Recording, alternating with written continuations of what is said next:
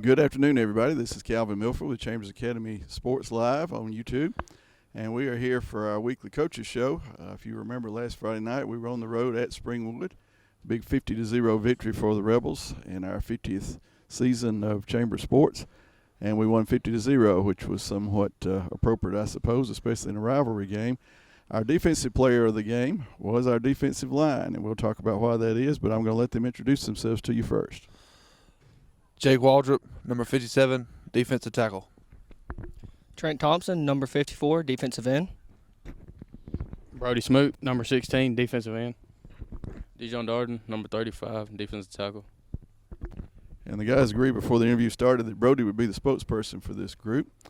Brody, pretty good game for the defense, I'd say. Only gave up 2 first downs, one of those by penalty. Tell us what your plan was going in and how well it worked.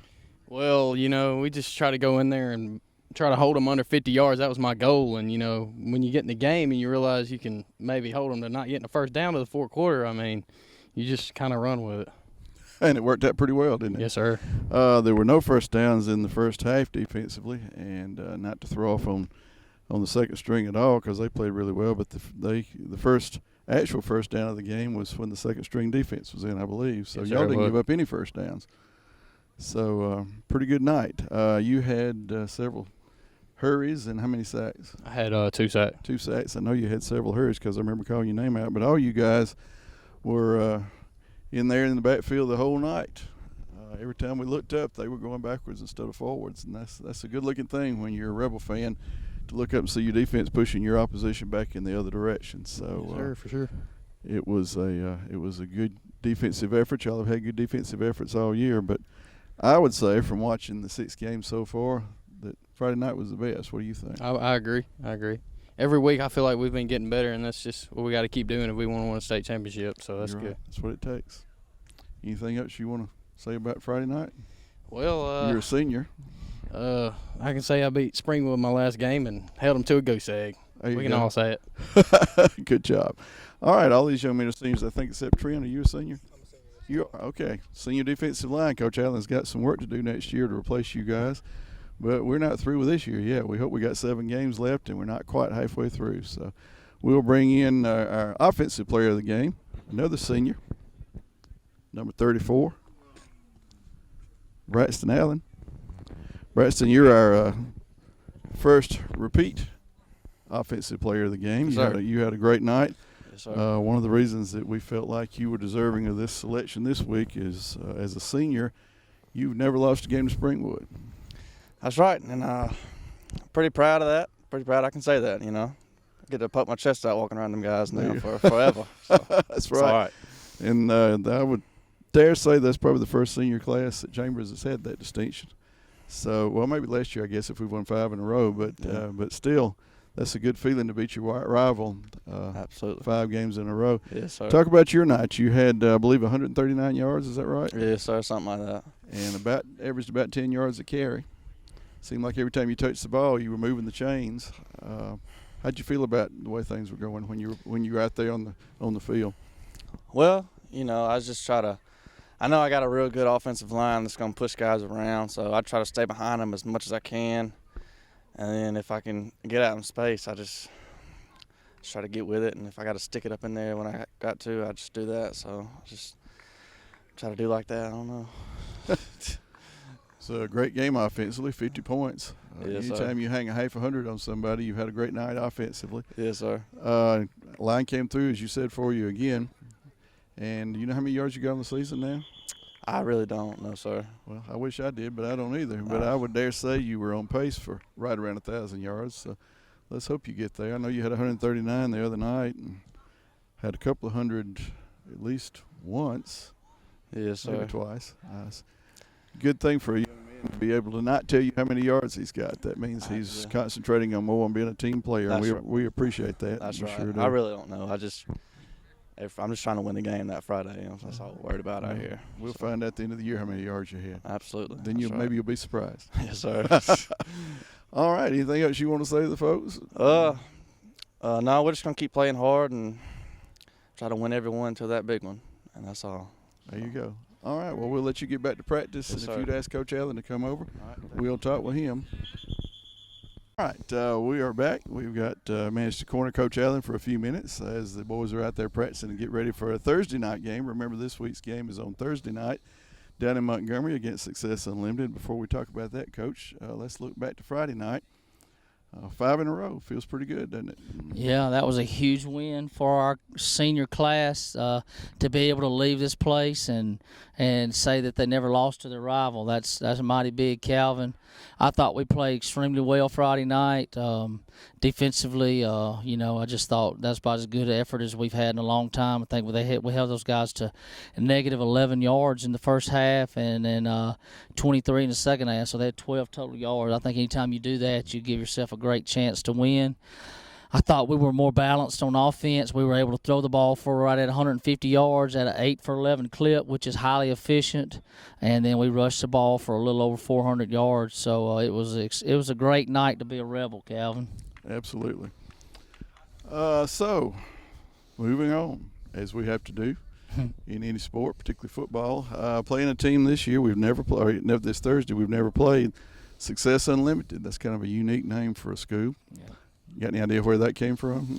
I know Bill Granger's their coach, and he kind of helped found that deal in Montgomery, and they get a lot of kids from a lot of different public schools in Montgomery, try to give them a chance to have success maybe when they haven't, give them a change of lifestyle, maybe a change of atmosphere, and they've had some really good athletes come through that place, and Coach Granger was head coach at Robert E. Lee, longtime public school coach and retired, so he knows what he's doing. They've got some athletes, and I think they may be a school that you really have to reckon with in the future because they're going to always be able to get some really good players. Yeah, the Montgomery talent pool is always there, isn't it? Absolutely. Well, one common opponent so far that they have played Pickens, but we haven't played Pickens yet. But the one team we both played is Springwood. And Springwood beat them 24-7, I believe it was. Yeah. How do you motivate your kids when they've just beaten a team 50-0 and that team beat your next opponent? Yeah, well, you gotta have some mature kids that understand. Every week's a new week, and I think Success has got athletes that are dangerous and they can scare you a little bit. So our goal every week is just control what we can control. We can't help how they played against Springwood. We're going to expect them to give the best effort they can possibly get, and we're going to have to play well and try to get us another one this week.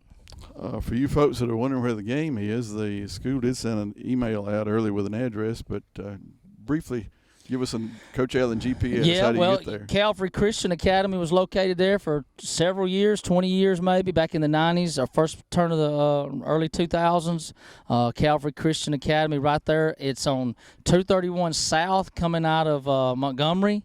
I think the best way to probably get there is turn on Taylor Road and come around Vaughn around the back way and come in and hit 231 and go back towards Montgomery for about a mile, and it's on your right. Okay, sounds pretty simple. With directions that simple, we expect a lot of you Rebel fans to be there on Thursday night. It's just probably a little better than an hour's journey. Yeah. So you'll get home, time to watch the nightly news maybe, and have your regular bedtime, get up and go to work on Friday if you have to. That's what I'm planning on doing. So we're looking forward to watching the Rebels play again on Thursday night. Yeah, excited about the whole weekend. We got a Thursday night game, which is a little bit out of the norm for us, but sometimes different's good. Then we got school again on Friday, and we're kicking off our 50th year anniversary weekend, and we're going to have a flag football game here with alumni on Friday night. Really excited about that, to see some guys that graduated here maybe with me and before and after. And then we got our anniversary meal coming up Saturday, and just really excited. It's a great time to be around here and celebrating the things that are going on at CA. I think after 50 years, I think CA is as strong as it's ever been. I agree. And we're really excited about what the future holds. So you're going to be playing Friday night? We'll see. I may pull out the cleats. I may just play quarterback. I don't know if we'll run around a lot. Well, Coach Allen was a quarterback, wore number 10. Yeah. Of course, his son Peyton's a quarterback, wears number 10. And he's a lot better than I was. Kind of reminds you of another couple of number 10 quartarbacks. Kenneth Hand was 10. Well, I was thinking more about Patrick Nix and Bo Nix myself. Yeah. But a lot of parallels there. I realize we're talking about 1A private school football and Division I SEC football. There's certainly a difference there. Yeah. But But I see a lot of parallels, including the fact that Patrick Nix was affiliated with the First Baptist Church of Lafayette when he was at Auburn, and had 1993. some impact on your life, I'm sure, and all the lives of the kids that were at First Baptist Lafayette in the early 90s. And now his son Bo's quarterback, so there are some quarterback similarities. Yeah, it's great to see good things happen to good people, too. I think Patrick Nix a class act, and first and foremost, he loves God, and I think his son does, too, and his whole family does. I've been able to keep up with Patrick over the years. He's always been very accessible and very kind, and just really proud that God's working through their lives, and I know they're having a great time. They can't be having any funner than I am right here at the CNA, though. Well, Coach, I've known you a long time, and I'd have to say that everything you just said about Patrick and Bo applies to you and Peyton, and I'm proud that you all are associated with Chambers Academy. Chambers Academy would not be the place it was without you running our athletic department and Peyton running the football team as a quarterback. As you said earlier, and I'll echo that, these are the golden years of Chambers Academy. This is our golden anniversary, 50 years, and certainly the school is better off athletically, spiritually, financially, emotionally, just about any adjective you can use. Yeah. We're as good as we've ever been. So, how about that volleyball team too? Yeah. They're blazing it, aren't they? That's I think right. that's 13 or 14 straight wins, and they're on fire right now. If you get a chance, come see those girls play because they're fun to watch. And you can no longer use it is too hot in the gym for an excuse because we now have air conditioning. So, and all I heard about the pet rally on Friday was not about what the cheerleaders did, what the football team did. It was about air conditioning. So we're mighty proud to have Langley Gym air conditioned for the first time in 50 years. And come on out and watch volleyball in air-conditioned comfort. We broadcast those when we can. We broadcast one or two, and we'll keep on doing that, particularly as the season progresses. But we're looking forward to Thursday night, tomorrow night, and we'll see you all around 7 o'clock in Montgomery as we take on the Mustangs of Success Unlimited. And remember, it's great to play for the C and the A.